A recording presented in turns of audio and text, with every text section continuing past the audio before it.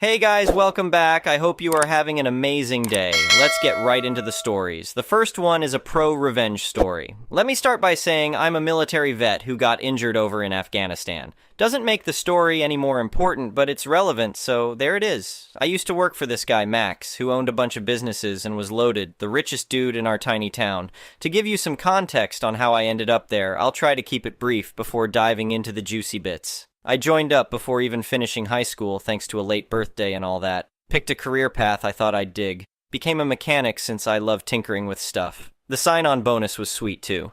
Went through basic, only spending cash on necessities, so I managed to save up a nice chunk from my bonus and first year's pay. Most kids my age would have blown it, but I invested in stocks, Bitcoin, even paid off my parents' mortgage. A couple of deployments later, the other half of that bonus, and really the only thing I splurged on outside of necessities, was my hot rod.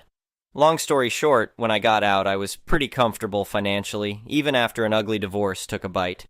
Don't get me wrong, I wasn't rolling in dough, but thanks to cashing out stocks in the split and, well, you know how Bitcoin turned out over the last couple of decades.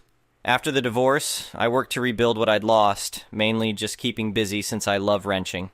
A good mechanic can make decent money anywhere, so I bounced around for about a decade before deciding to settle down in this small town. By then, I was tired of always working on other people's rides and wanted to focus on my own car. Bought a little house, saw the help wanted sign at the local lube joint, figured it'd be easy work to cover my modest expenses. I grabbed an application, getting all sorts of looks from the townies. I'm 6'3", hadn't cut my hair or shaved since leaving the military, full sleeve of ink. Most folks cross the street rather than walk past me. When I handed in my application to the bookkeeper, let's call her Tina, she noticed the vet box was checked and made a note. Later that day, Tina calls, says the owner Max wants to meet me, so I swing by. His eyes bugged out when he first saw me, but my southern charm won him over. He tossed me a calendar featuring his car collection, asked me to name the ones I recognized. Couple Mustangs, a Ford GT, Bricklin SV1, Pontiac Judge, Dodge Demon, Dedamaso Pantera, and a MXT. He was impressed I knew the SV1, we shot the breeze about cars for a bit, offered me the gig, $100 a day, Monday to Saturday, 8 to 6, no OT, but I'd get paid for the full day even if we closed early, one weekday off besides Sundays, eat when I could. Awesome start, no issues for maybe a year. Then Max asks if I can help out covering his other lube shops in nearby towns when guys need time off, says he'll give me $20 extra per day for travel. I agreed, did that for about a year. Then, disaster strikes. Max meets this woman, Jasmine, falls head over heels, gets married within a month. Next thing you know, he's bankrolling her gambling habit. That's when the problems started. One week my paycheck was short, $250, so I asked Tina about it. She said there'd been changes and I should really talk to Max. No problem, I call him up. He shows up with Jasmine in tow. When I asked about the short pay, he blamed it on bad weather and us closing early affecting business. I would have let it go since Max seemed like a decent guy, but Jasmine had to open her mouth. "It's not fair for us to pay you for a full day if you didn't work all 10 hours, she says. I explained it was a negotiated day rate, not hourly, that's why no OT. She claims that's not how it works anymore, I'll only get paid for hours worked from now on. Okay, whatever you say, Jasmine. Fast forward to next week, we're slammed for days, staying open late to get through the line of waiting customers. I even gave up one of my days off to cover a sick co-worker, so what should have been an easy $800 paycheck was only $600. I called Max. He says that's the agreed $100 per day rate. I reminded him about the previous week's deal. It is what it is, he says. At this point, I'm pissed, and of course Jasmine waddles in asking what I'm idioting about now. I flatly told her I worked 80 hours, yet only got paid $600. She looks at me and goes, "You're contract labor. You agreed to $100 per day. Why would we pay you more?" I turned to Max, asked if that's how it was going to be. "You heard the lady," he says. I went home, figured I was only working to cover living expenses anyway. The job wasn't that hard. Not like the other options in town were assembling sheds or working the chicken plant. Next week, though, one of the guys I work with is getting reamed by Jasmine in front of customers over some made-up OSHA violation about tinted safety glasses. She's yelling about being a co-owner responsible for regulations, which was total BS. The guy just didn't want to deal with glare. Like a T-Rex attracted by movement, her shouting drew her attention to me walking in. "You got something to say, you big idiot?" she barked. I just kept walking and told Tina she needed to have a serious talk with Max before Jasmine's mouth wrote checks he couldn't cash. Tina just said she kept the books, didn't want to get involved. This behavior continued for another year until I hit my limit. On the day I decided to maliciously comply, I was in a foul mood to begin with. Woke up to news that a buddy who saved my life in Afghanistan had been killed by a drunk driver. Not wanting to deal with anybody's crap, I told the shop I'd work the pit all day just to leave me be. The guys knew something was up. I never expected to have to deal with Jasmine that day since I was at the shop farthest from HQ and away from all the casinos. But of course, she showed up with Max in tow, storms into the pit screaming for him to look at this mess. Which was just me having the most commonly used oil filters staged on my drums for easy access instead of waiting on the other guys to hand them down. I'd always done it that way, Max knew and never cared. But he comes down, talks to me like a teenager. Clean up this pigsty.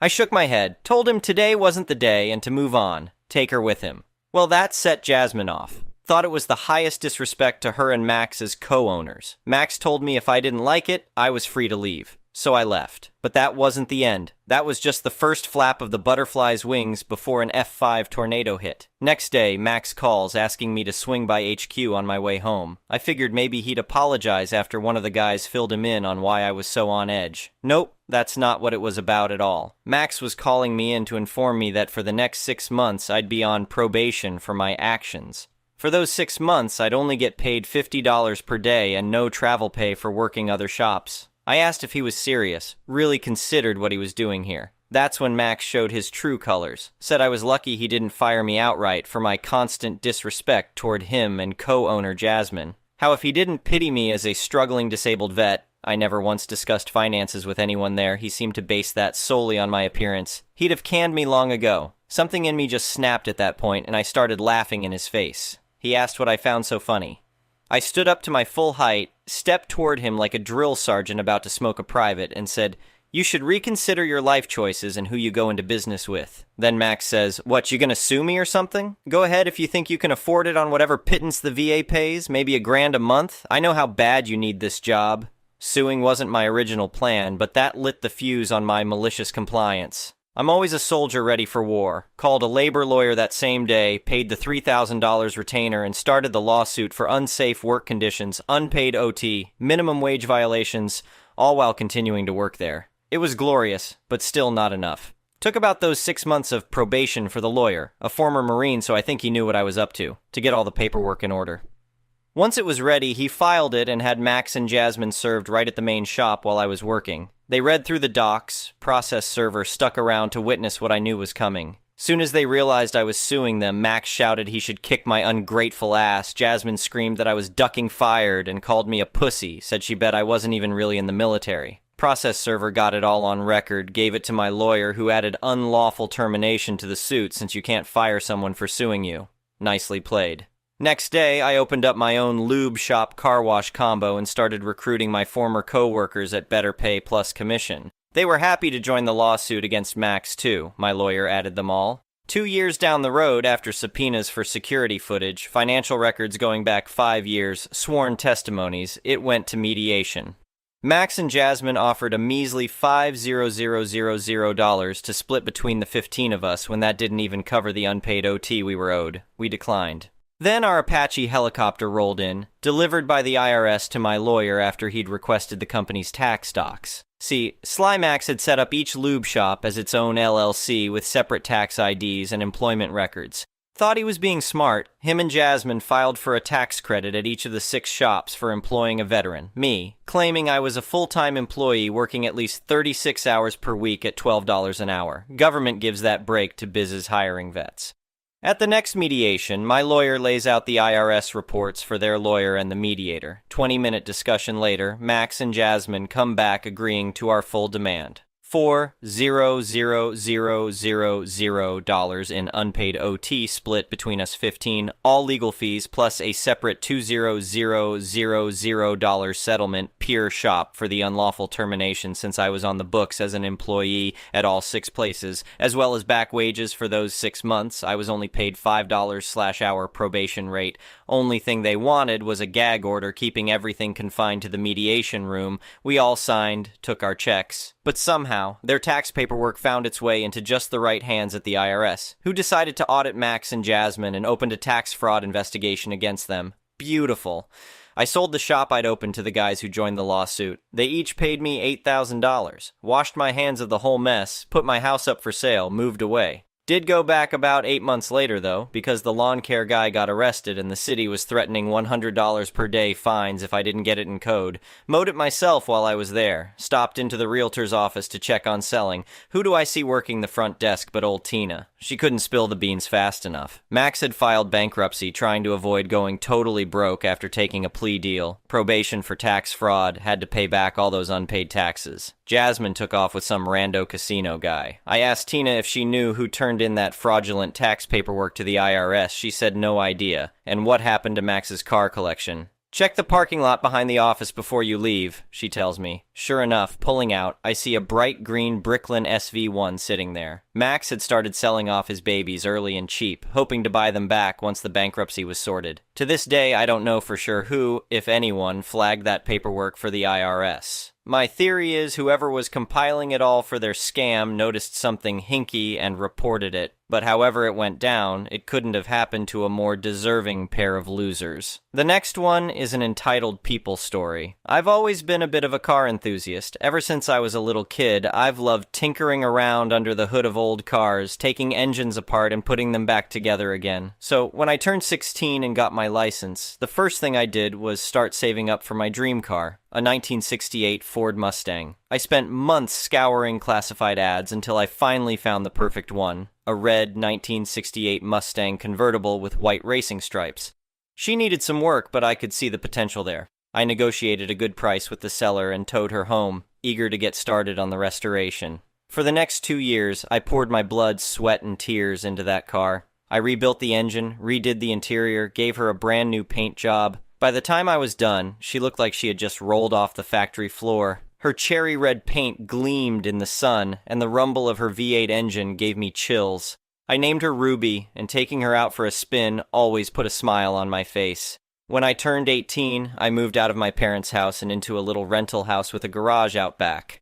Ruby immediately took up residence there, safe and sound. My landlord didn't mind me working on cars as long as I didn't make too much noise. Things were great for the first few months. I'd tinker with Ruby on weekends, taking her out for cruises around town. But then my neighbor Bill moved in next door. Bill was an older guy, retired. He liked to drink and he liked to party loud and late into the night.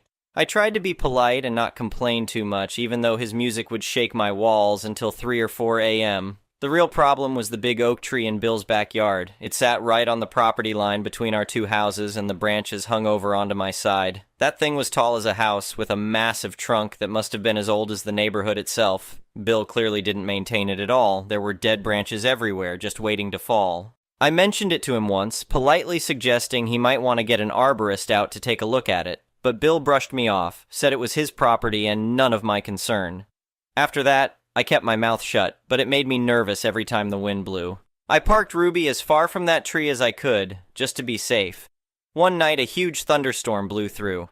The wind was howling loud enough to wake the dead.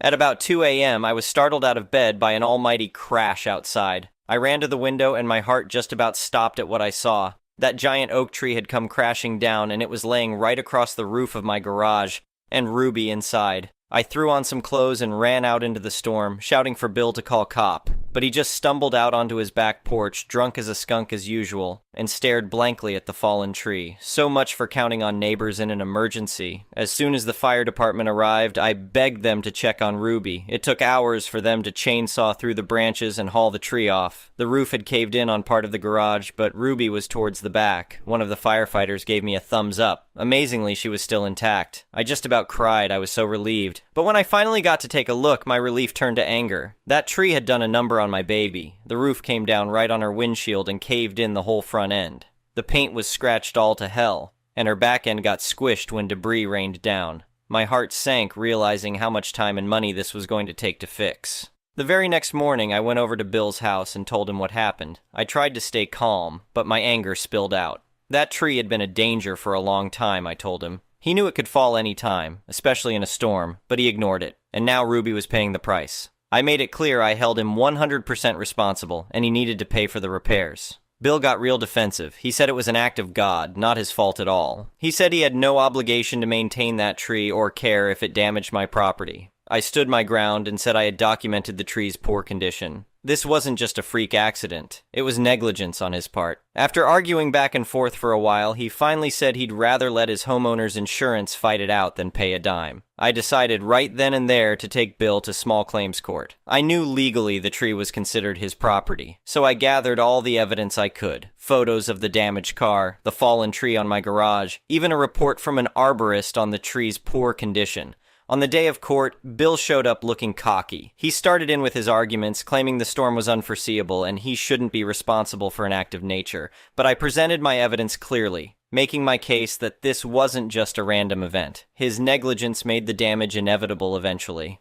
The judge listened carefully and examined all the evidence. In the end, he agreed with me. Bill was clearly liable based on the documentation showing the tree's poor, dangerous state. He ordered Bill to pay not just for Ruby's repairs, but also the garage repairs and even the cost of my rental car while Ruby was in the shop. Bill looked like he wanted to punch a wall when they read the verdict. I tried not to look too smug as I shook his hand and said I looked forward to getting my check. As frustrating as the whole ordeal was, I actually enjoyed sinking my hands into Ruby again to fix her up. It took me a couple months of scouring junkyards to find the right replacement parts. But when all was said and done, she looked good as new. Bill avoided me like the plague after he begrudgingly paid up. But I didn't care. I was just happy to have Ruby back in fighting shape after her run-in with that tree, and I learned an important lesson. Document everything when it comes to dealing with careless neighbors. The next one is a petty revenge story. Just found out my mother-in-law is gossiping about me. My husband and I have had a horrible year in our marriage. Apparently my husband called his dad asking for some advice. The dad shared those details with MIL, who is sharing them with the rest of the family.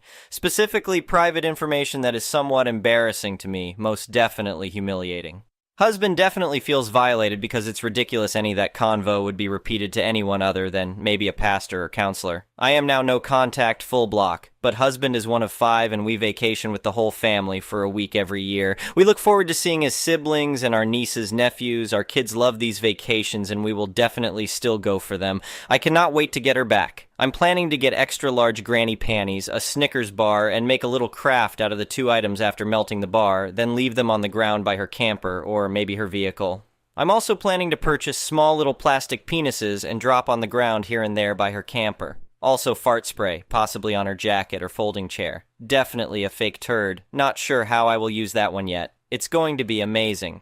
She's the most uptight, cold Christian woman I've ever met. She'll be mortified. The next one is a malicious compliance story. This story takes place over a decade ago when I was a student. Despite the passage of time, it still brings a smile to my face. The curriculum I was part of is specific to my country. It's a 2-year intensive program that typically leads to admission to the best schools like similar programs. It was hosted by a public high school, which also had a large population of regular students. Importantly, it was heavily STEM-oriented. The high school, located downtown in a large urban area with little else around, had a lunchroom and boarding facilities mainly used by students in this program, as the majority of regular high school students lived locally. When I arrived, the pricing structure was as follows. Boarding students paid a fixed price of about €62 per week, which covered the room and all meals from Monday morning through Saturday morning. Other students could purchase lunch for approximately €4.30 per meal using a prepaid card. I don't recall the exact prices, but it was in this range. In January of my second year, all boarding students were required to attend a meeting about a new pricing structure that would separate charges for each item. The room would now cost €29 per week. Lunches and dinners would each cost €4.20.